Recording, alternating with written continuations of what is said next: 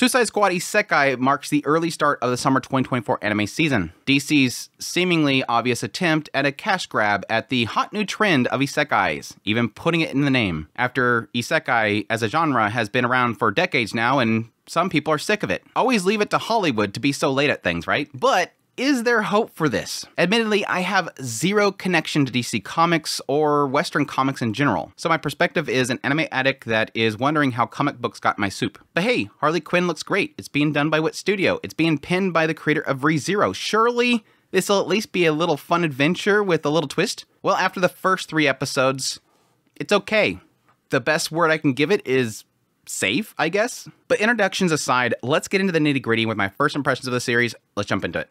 Suicide Isekai opens up with Harley Quinn and Joker, and they're running away from the police, and at some point they get separated, at which point Harley Quinn is taken down by Katana. At the same time, we're finding out this organization run by Amanda Waller is trying to create a portal to another world. Well, Harley Quinn wakes up, Amanda has taken her under her custody and has shipped her off with a band of misfits in order to send them to another world. In this other world, they're being forced to essentially keep a stronghold point while they have these bombs implanted in their neck, and if they don't obey orders, the bomb will explode and they'll die. Well, their helicopter quickly crashes, their commander is dead, and they're left to basically try to figure out how to get home. Clayface ends up kind of talking them into allowing themselves to go into the custody of the kingdom that is in this other world that is humans. They're currently fighting against this empire that seems to be mostly monsters. But that leaves them behind bars, which point they pretty much take over the prison. And because the princess of the kingdom wants to communicate to Harley Quinn directly, they decide to go before the queen herself, and that's when we get a little bit insight on what exactly is happening. Before Harley Quinn and her group was sent to that group, it seems like another group was sent by Argus, and that group has pretty much went AWOL. So they agreed to pick up the mess of Argus, which is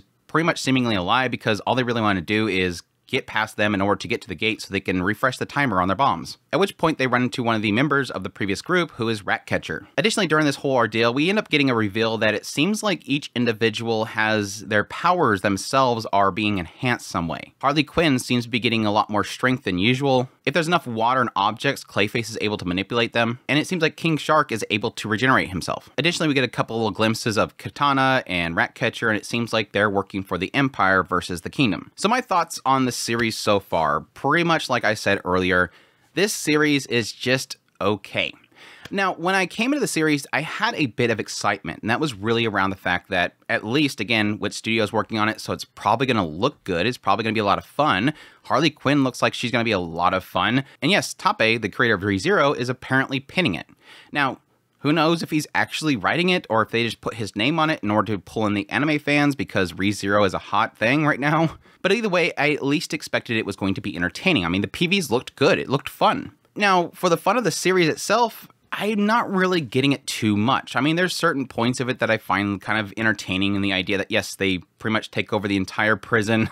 Kind of all the prisoners basically take over it. And so when the king's men decide to come over there, suddenly they're all on top of the ramparts looking down going, hey, what's up? And it's like, what the hell happened here? There's a side of me that kind of wanted the idea of the band of misfits that are all criminals going to another world and just causing pure chaos. But sadly, I kind of almost feel like they're not producing enough chaos, that the world itself is more chaotic than them. It's a world full of war, so there's not really much to really kind of throw a wrench into. And that's sort of the base surface level knowledge I have of Suicide Squad, is their ability to throw chaos into normality. But still, I do like the characters. I think they all each have a nice chemistry to throw into the group. I got a huge kick out of Shark. I think he's super great. Just a very simple-minded person, just wants to eat. And so typically it's always this aspect of, okay, he's hungry, so time to find him food. Clayface is very vibrant and kind of throwing that geekdom inside of the story itself. Deadshot's pretty decent. He seems like he's more of the level-headed of everybody. He seems like he's just a father that wants to protect his family. And yeah, Harley Quinn is probably the biggest appeal that a lot of anime fans are going to have. She looks very triggerish. Like, she just looks like a Trigger character, a Nazuna type of character, just very colorful and just chaotic. So they're doing well with the characters, just that I don't really have a baseline to work with, so they have to work a little bit harder to get my attention. I will say that a lot of my enjoyment does come from some of the comedy in the show so far. I mean, a lot of it's kind of hit and miss for me, but there is times where it just kind of works. like Rick learning the language from the prisoners, and it's kind of extremely crude, and he's trying to talk to Cecil, and the entire time he's saying like the worst things possible, like every time he refers to them, it's just like, it's always something really crude, because that's just the language they heard, which makes sense. Yes, if these prisoners are talking about the kingdom, they're going to refer to them as something horrible, so every time he talks to Cecil and refers to the kingdom, he talks about something horrific. The whole backstory with Deadshot and him completely misreading what he was doing for Ratcatcher was pretty comical. So it's got some comedy bits in there that actually works, and I do enjoy it. Getting into the animation, the presentation itself, I'm kind of mixed on this, where at times I think it is a very good looking show.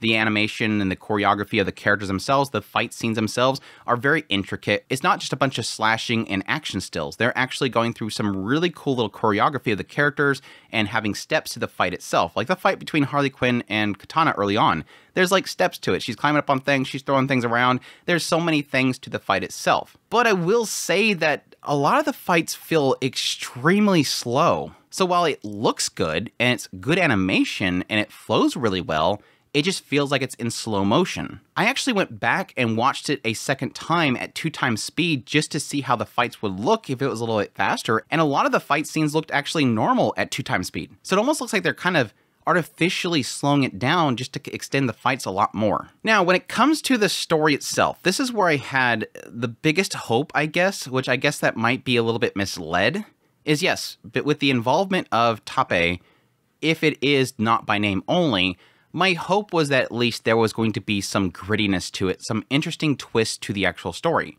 But unfortunately, so far, like I said earlier, it just feels safe. Like everything overall, story-wise and presentation and everything, it feels safe. I mean, yes, technically King Shark is going around and eating people, but outside of that, it doesn't really feel like it has grit to it. It doesn't feel like it has chaos to it. It doesn't feel like it has violence to it. For the most part, it feels like a bog-standard isekai fluff show with, yes, people are seemingly dying, and the overall story itself doesn't seem like it's really doing much. It is the bad evil organization that is taking the bad guys and sending them to another world where it's a fantasy world with two sides fighting each other, monsters against humans, and they have to choose a side or be selfish. It doesn't really feel like there's so far anything going into it that is clever or intriguing at all. It feels very simple Western type of storytelling where it just doesn't want to do anything that really pushes the characters, pushes morality, or anything really at all. And that's where I think I have my biggest misgiving, is I almost feel like there is a side of this that either Tappe is not being allowed to do anything with the story itself, like they're telling him not to do anything too crazy with the characters,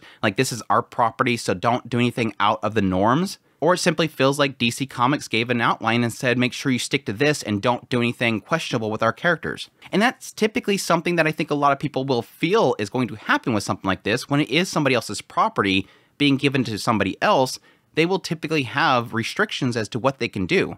So they're not allowed to get crazy with it. They're not allowed to shock you with something interesting. So far, what I feel like the direction it's going is that, yes, they went to this other world to work for Argus, and they're seeing the previous group working for the other side. At some point, they're going to find out that, yes, the Empire's the good guys and the Kingdom's the bad guys, and they need to work with the Empire in order to take down the bad guys. I'm certain at some point we're going to find out that Joker's probably working for the Empire and the monsters, and he's probably going to pull Harley Quinn over their side, and they're going to rise up against Argus at some point. But I guess technically Rick was thrown in jail by the Kingdom as well, so it doesn't really feel like Argus is really working for the Kingdom either.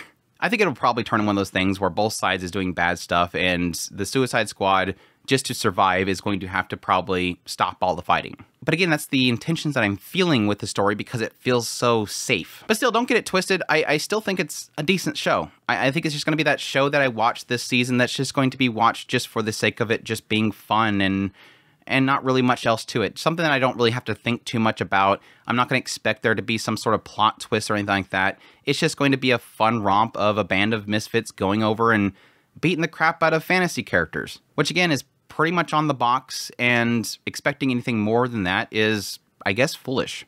But who knows? It could prove me wrong, and I'm totally open to that. It's just kind of a bummer because this is one of the shows that I put on my top most anticipated of the season, and it doesn't seem like it's really going to do much. Anyhow, that's my thoughts so far on Suicide Squad Isekai. I'll continue watching it, but we'll see where it goes from here. If you like this video, make sure that like button down below, comment, let me know with all the episodes so far. Additionally, if you're new to the channel, make sure that subscribe button's on my content. I do news reviews, first impressions, top list if it's anime, it's pretty much here. Make sure to stick around as I'll be doing first impressions of all the shows of the season. Additionally, if you like this content and you want to support the channel more, I have a Patreon link, tips, links, everything, membership button down below. Greatly appreciate what it does, and y'all take care.